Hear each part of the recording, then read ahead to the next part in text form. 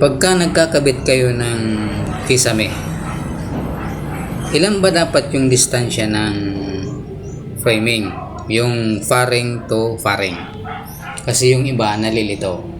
Meron daw kasi na nagkakabit na 24 pulgada yung distansya. Pwede naman yon, kaso medyo delikado kasi malalayo na yung agwat. Kung sakali na ganun yung sistema nyo, pwede nyong lagyan ng cross bracing, 24 pulgada din. Kasi ako, yung nilalagay ko dito puro lang pahaba. Kukunin ko yung pinakamahabang span, tsaka susundan ko yun.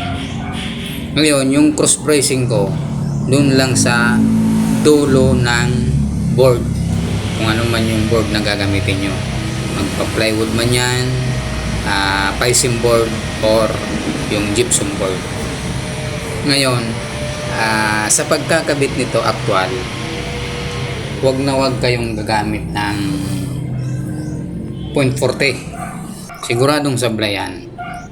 Dapat kukunin nyo sa pulgada, sa inches, 16 inches. Kung magsisimula kayo sa pader,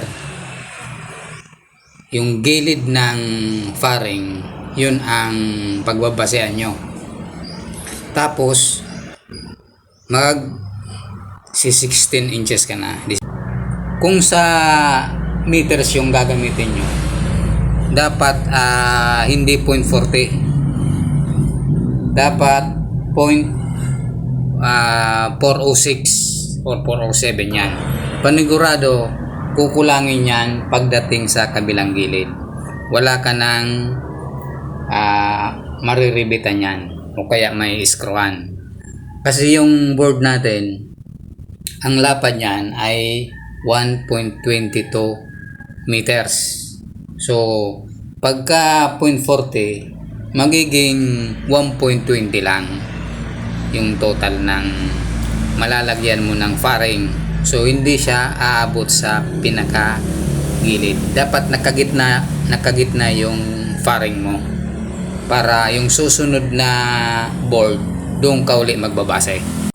Pero kung sakaling sumablay ka doon sa layout mo, pagdating sa gilid ng board, pwede mo namang i-adjust. Kaso nga lang, matatagalan ka na dahil kung nai-rivets mo na yung magkabilang dulo ng faring. So, tatanggalin mo yon para itama mo doon sa board. Para ma-eksakto doon sa magkabilang gilid. So, doble yung trabaho mo. Kaya dapat sa simula pa lang, ayusin mo na yung layout mo. 16 inches ka na. Pagka hindi ka kasi sanay, malilito ka dun sa paggamit ng centimeter saka yung millimeter. Kaya para madali, doon ka na sa inches sa pulgada. So yan uli yung video natin ngayon. Sana nakatulong. Salamat po.